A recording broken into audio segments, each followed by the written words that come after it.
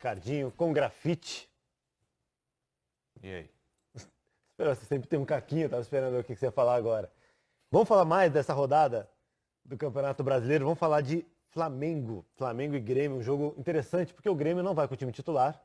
O Flamengo está numa fase também de buscar uma regularidade maior, ele está muito bem no Campeonato Brasileiro, mas busca apresentações regulares, é um início de trabalho, é normal, né, Ricardinho? Que o início do trabalho de um treinador que está começando a conhecer o futebol brasileiro não tem a regularidade. É normal, Thiago, principalmente quando se tem um treinador estrangeiro que vem para o futebol brasileiro, por mais conhecimento que ele tenha de futebol, ele tem que ter adaptação, assim como acontece com o atleta também. E aí, falando nesse aspecto, eu acho que quanto mais simples, entre aspas, dentro das convicções dele, mas quanto mais simples for as ações do treinador, no caso do Jesus, melhor os resultados. Quando ele começa a colocar o lateral na segunda linha, quando ele começa a mudar o jogador de posição, não contribui em nada para essa adaptação. E aí depois não adianta reclamar do resultado, porque o resultado ele não vai ser o ideal, né? Então eu acho que é essa análise que para mim é a mais correta nesse momento, entendeu? E por isso justifica essa irregularidade do Flamengo. Eu acho que o Flamengo precisa de repente, de um tempo maior aí para o treinador poder trabalhar a equipe, né? Tá tudo certo, mas essa adaptação dele pode ser mais simples se as ações dele também forem mais simples em relação à escalação da equipe. Entendi, ó. Falando em escalação, ó, Diego Alves, Rafinha, Tuller, Mari e o Felipe Luiz, alguns jogadores novos também fazem de adaptação ao futebol brasileiro, né? O Mari, o Rafinha, o Felipe Luiz, ou adaptação ou readaptação. Pois já de volta, Arão, Everton Ribeiro, Gerson, também acho que tem uma readaptação aí, Arrascaeta e Bruno Henrique. Então acho que passa por tudo isso aí, grafite, jogadores que estão se adaptando, treinador que está se adaptando e um esquema de jogo que não é o mais simples para todo mundo entender. Ele teve, acho que, não me engano, 15 dias de trabalho, né, nessa intertemporada aí que teve parada para a Copa América. E já foi para jogos decisivos também, né? Onde ele não podia fazer muitas experiências. Mesmo assim, ele fez experiências e viu que não deu certo, né? Saiu de um jogo tecnicamente, mentalmente, fisicamente do nível muito alto do Emelec, que foi jogar em Salvador contra o Bahia, tomou 3-0 no primeiro tempo, ou seja, ele está se adaptando, conhecendo o futebol brasileiro, conhecendo a logística do futebol brasileiro, que é muito difícil. Também. Ele trabalhou no futebol português, mas em Portugal a viagem mais longa é 2 horas de avião. Aqui no Brasil não, ele se locomovia de trem, essas coisas. Ele jogava, em Portugal ele jogava contra 3 clubes, 2 clubes, Sporting. Na briga pelo título? Sporting e Porto. Aqui no Brasil não, aqui no Brasil ele tem mais 8, 9 clubes que jogam de igual para igual com o Flamengo. É difícil, tudo isso pesa também no dia a dia, no conhecimento, conhecer os jogadores, o plantel dele. Mesmo ele falando que, eu gosto acompanho o futebol brasileiro, mas o dia a dia é diferente. Eu acho que tem que dar um pouquinho de tempo ainda para ele botar a cara dele na equipe. E acompanha daquele jeito, né? Porque, imagina, a gente acompanha o Campeonato Brasileiro com atenção. A gente tenta acompanhar o máximo possível do futebol europeu. E ele lá também, certamente. E é muita coisa. Então, imagino que não fosse a prioridade dele na época que ele estava na Europa. E ele estava no futebol árabe, né? Ele estava no Arábia Saudita, se não me engano, né? Arábia Saudita, a demanda é muito pelo futebol europeu. Isso. Passa alguns jogos de futebol brasileiro, mas ele está conhecendo agora, ele está vendo como é que é. Eu acho que ele está tendo a mesma dificuldade que o Sampaoli teve lá no Campeonato Paulista. Só que o Sampaoli começou lá no Campeonato Paulista, é diferente. Ele já chegou no mata-mata de Copa do Brasil, mata-mata de Libertadores, e brigar para não deixar Palmeiras, Santos abrirem muitos pontos no Brasileirão. E ele teve 6 anos no Benfica, 3 anos no Sporting. E, Ricardinho, nesse jogo contra o Emelec, acho que ele teve uma emoção que ele não conhecia na carreira dele ainda, mesmo com toda a experiência.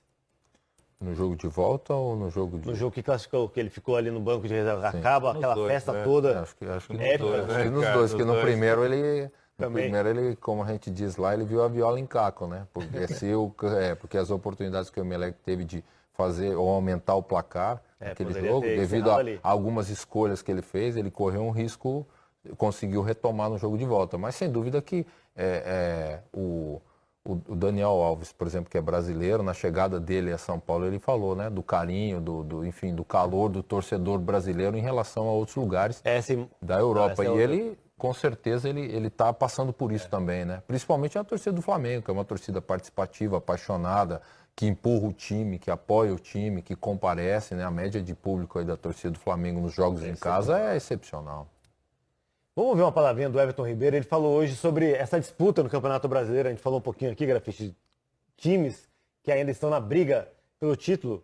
Ontem o Sérgio Xavier falou uma coisa interessante, que a pausa da Copa América deu a impressão que a gente está no segundo turno, mas não está ainda. Não tá, 14ª rodada.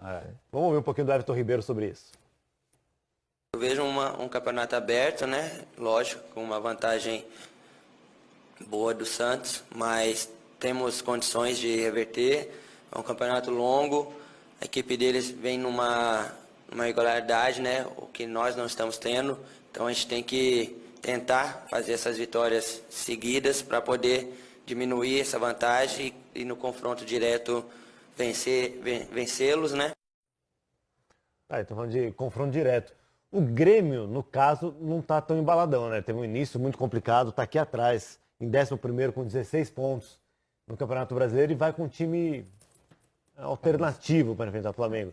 Tem só 3 jogadores titulares na relação, talvez nem comecem jogando. Mas é porque o Grêmio, assim como fez o ano passado, o Grêmio nesse momento prioriza as outras competições, né? Ele prioriza a Copa do Brasil, né? O Grêmio prioriza a Libertadores, que são competições de mata-mata e que estão numa reta final, né, de competição. O Campeonato Brasileiro, como você colocou, não chegamos nem na metade ainda.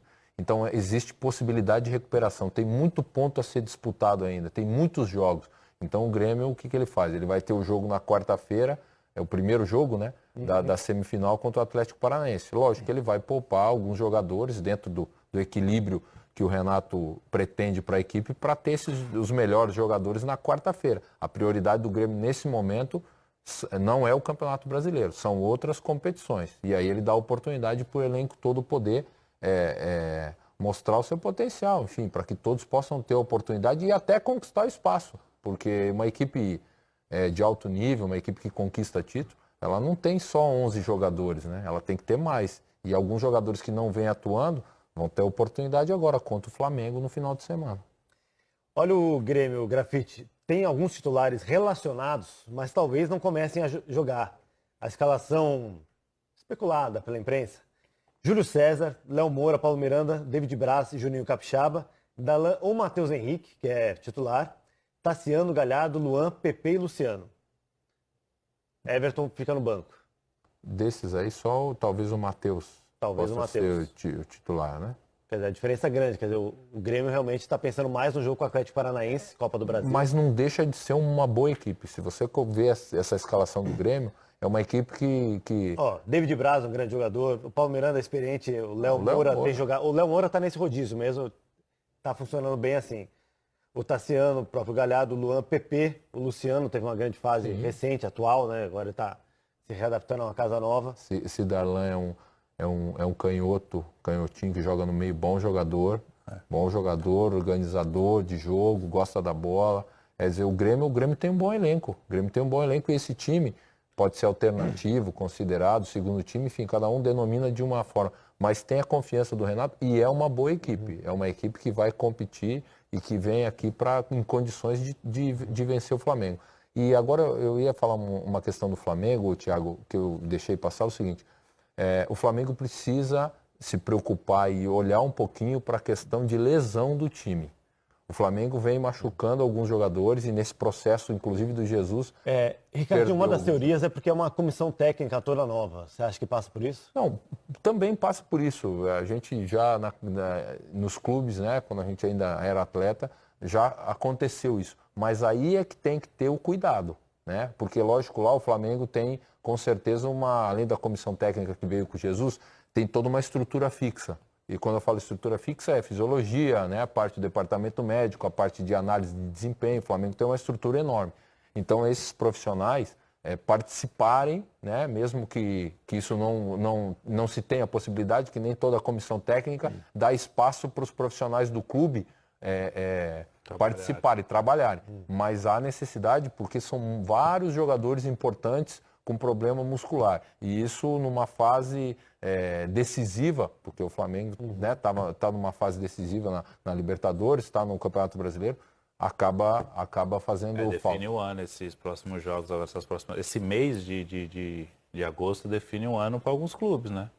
O próprio Flamengo já saiu da Copa do Brasil. É importante, Ricardinho, colocar isso, porque na chegada do Jesus, o Flamengo não fez uma pré-temporada boa, que teve o fato da Florida Cup. Queira ou não, tu vai para a Florida Cup, tu não consegue fazer a pré-temporada que é necessária para preparar a musculatura para o Mesmo restante da clube que temporada. considere a Florida Cup uma pré-temporada, não é a mesma coisa. Sim, mas não, você tem os jogos, você não pode treinar com a mesma intensidade, porque você tem os jogos, você tem o fato de estar com a família lá, passeio, folga, essas coisas. Não é a preparação normal, aquele negócio que você pega o time 15 dias, vai para uma cidade, fica no hotel se preparando, fazendo a preparação. É diferente. Tem tudo isso. E com a chegada do Jesus, o Jesus deve ter dado uma carga de treinamento físico para os caras na pausa da Copa América, certeza. Aí junto com a preparação que não foi bem feita, não tô culpando a comissão técnica, o departamento de fisiologia do Flamengo, não, mas é coisas que a gente acompanha aqui no dia a dia. Explica um pouquinho como é que funciona essa mudança de preparar. Tem um que foca mais em força, mais em velocidade. O que muda? Por que às vezes pode dar problema físico? Porque o desgaste muscular, o trabalho, o nível de exigência do trabalho, né, as condições o Flamengo tem, mas eu falo assim, você chega o Jesus chegou, já estava na parada da Copa América, né, eu já estava jogando ainda. Ele deve ter feito ali na volta dos jogadores, os jogadores tiveram uma semana de folga, 8, 10 dias e tiveram a intertemporada.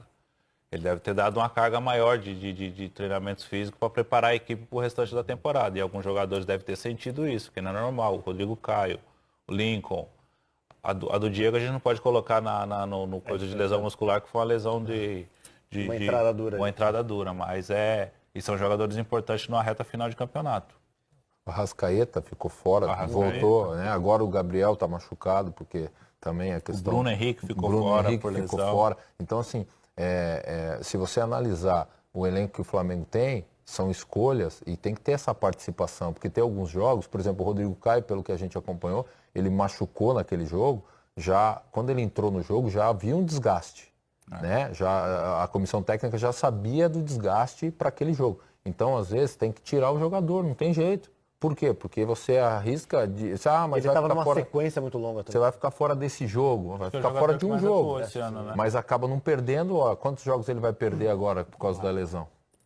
Ele está falando do Grêmio, da força desse elenco que o Grêmio tem, que mesmo com o time alternativo, perdão, Ricardinho destacou vários nomes de destaque. Um deles é o Tassiano, que foi quem deu entrevista hoje e falou sobre esse confronto contra o Flamengo.